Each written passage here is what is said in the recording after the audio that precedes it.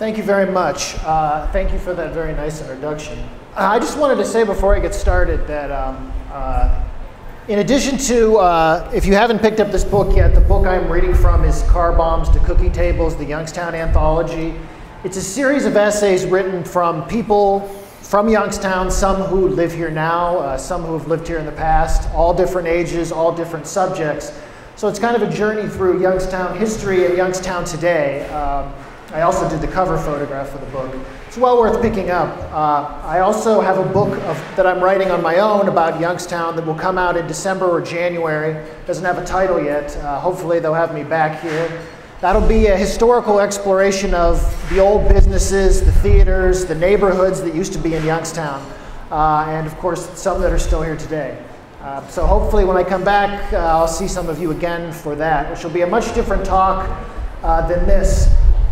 Just to give you a little background, I wrote this essay after spending about half a year working in a local organization where I went up and down practically every street in the city.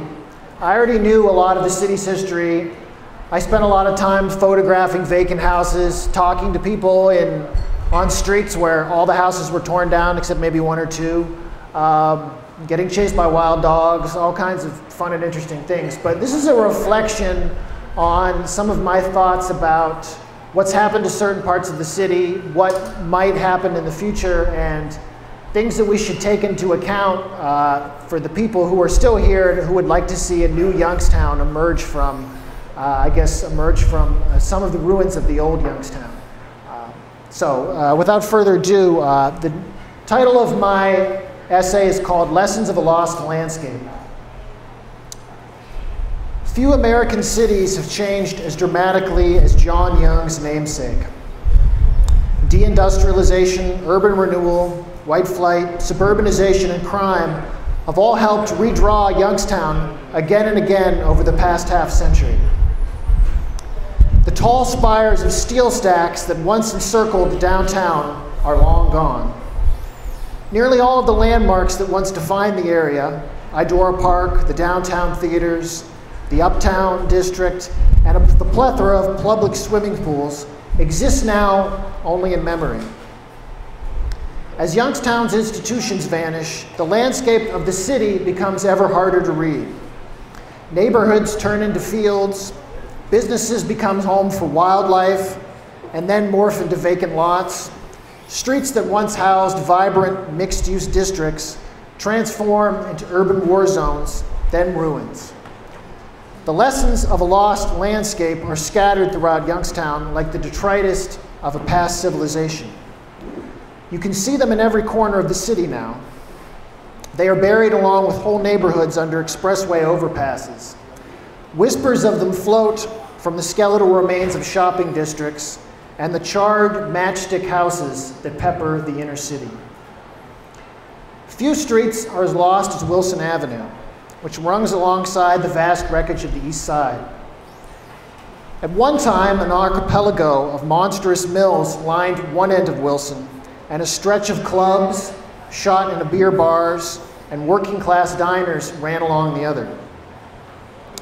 When I walk down Wilson Avenue, I feel as if I'm being pulled back through the gnarled corridors of time.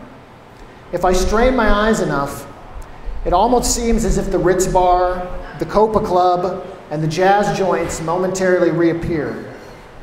If I concentrate long enough, I can almost make out the sounds of Youngstown's own Big Boogie D coming from a long abandoned building as he warms up the crowd for a fresh-faced Chuck Berry in 1955. I can almost picture mafioso Sandy Naples entering his center sandwich shop headquarters. I can still smell the sulfur from the mills that are no longer there. Even your senses can betray you in a landscape of loss. The East Side itself was the last section of the city to be developed. With large rural-like sections, it could be seen as worlds away from the dense neighborhoods on the south and north sides of the city. During the 1940s, planners foresaw Youngstown's population eventually expanding to 225,000 people or more. It was thought the growth would occur in East Side neighborhoods like Scienceville, Lansdowne, and the Sharon Line. Suburbanization and the decline of the city in general ended that dream. Instead, the East Side became a template for what has happened to much of the rest of the city. The weight of yesteryear hangs heavily on the North Side as well. Almost no city in America had its upper class so concentrated in one area as did Youngstown during its heyday. English, Dutch, and colonial revival homes filled the streets around Wick and Fifth Avenues. Some of the most important barons of the iron and steel industries were ensconced in this cloistered section of the city. The North Side today is a mixture of hope and hopelessness, as the broken down mansions of former steel industry bosses becomes homes to young millennials or to squatters. The residential section of Fifth Avenue remains largely vibrant, but the former commercial stretch has vanished. Once a place of shops and pedestrian activity, the county jail is now the center place of Lower Fifth. The most obvious sources of stability now are the larger historic institutions of the Lower North Side: Youngstown State University, Stambaugh Auditorium, and the Butler Institute of American Art. The neighborhood gems, Wick Park and Crandall, are undergoing a renaissance of sorts. New and younger residents are moving in, a farmer's market is now open, and a community kitchen incubator operates in the area. Yet for areas outside of those zones, the future remains unclear. The nearby central business district skyline remains the most identifiable part of the city. But the downtown itself is almost unidentifiable in many places. The east side of Federal Street, the main artery in downtown, is essentially no more. Once it housed bars, clubs, outdoor markets, and venues like the Regent Theater. It was a more working class oriented part of the downtown, where even street photographers made money photographing pedestrians. Only those yellowed images remain, however, for East Federal Street was largely destroyed to make way for a pedestrian mall during the era of urban renewal. Those photographers are nowhere to be found today. As I wander the dusky corridors of the city, camera in hand, I see no well-dressed shoppers anxious for a keepsake from a downtown trip. Instead, the people I photographed are struggling to effect change in a city that sometimes seems oblivious to their fate. Many will never even make a journey to the slowly revitalizing strip of West Federal that is emerging from the decay of the past 40 years. New restaurants, apartments, a children's museum now occupy what was once a dead zone on West Federal in the 1990s.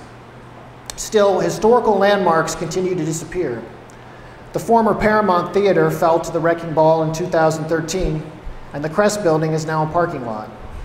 Bulldozers threaten the abandoned Wells Building. Not anymore, thankfully. Update to the story. If it falls, West Federal will be all the more impoverished for it, and the historical fabric of the downtown will fade further into oblivion. Yet new development does continue. The historical Wick and Stambaugh buildings are under renovation. The vacant Legal Arts building will soon join them. And a cruel irony, however, many of Youngstown's neighborhoods have hit their highest levels of vacancy just as the investment in new housing is reawakening the dormant downtown.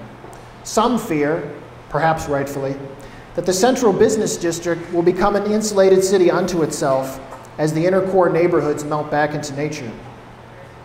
And the return of nature is a reality for more and more of the city. Suburbanites remark on the ominous and dangerous reputation of many of Youngstown's neighborhoods, but much of the city is becoming more of a feral garden than a fearsome ghetto. Stairs leading to nowhere are now a common sight. I sometimes scale the long flights of well-sculpted concrete steps that once led to homes or businesses and that now lead to groundhog holes and densely wooded lots. One wonders what kind of families, artists, and steelworkers once climbed these same flights. Who were they and what became of them? Who were the people who fought to save their neighborhoods from onrushing blight? Only the soft sounds of birds chirping and the cold voice of the wind are left to answer me. The saga of Youngstown's changing landscape might be best encapsulated by the story of Hillman Street, one of the earliest developed corridors on what became the most populous section of the city. Hillman once hummed with life. Beset by conflict as racial tensions mounted during the 1960s, the surrounding neighborhoods emptied of white ethnics as African Americans moved in.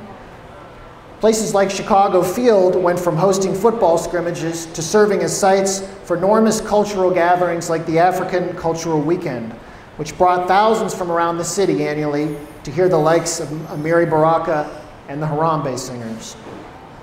The residents around Hillman got down to some of the finest jazz artists at the Casablanca Club on Oak Hill, and inner city teens roller skated the night away at nearby Reed's Arena. An unbroken string of businesses and homes stretched from up the hill all the way down to Woodland Avenue. Today, Hillman is a long stretch of almost unbroken urban prairie. The fires of the mills and the long ago Hillman Street riots have receded into the dusty confines of the past. Climbing into the vacant homes around Hillman, I find traces of that era everywhere. Walls hanging with long faded diplomas, flyers for parades through communities that no longer exist.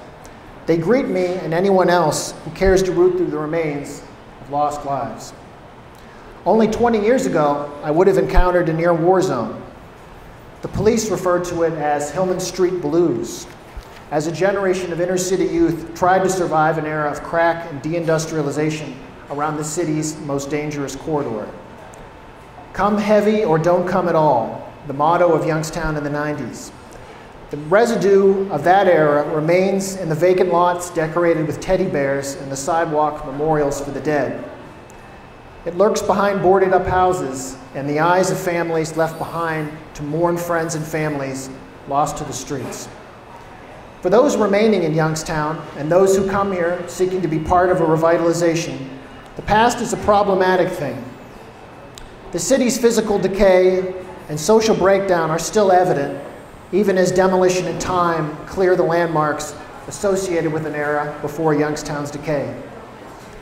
Memory and history can both unite and divide places.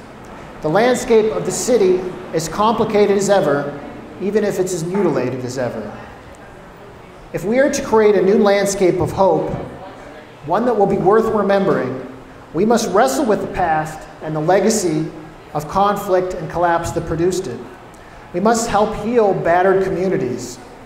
We must confront the ghosts around us and lay them to rest. Historical landmarks like the Uptown Theater and the Foster Theater must be saved and repurposed.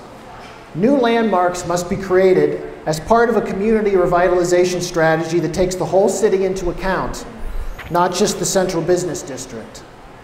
Youngstown must become more than a place where we remember what was. It must be rebuilt, reimagined, and reborn.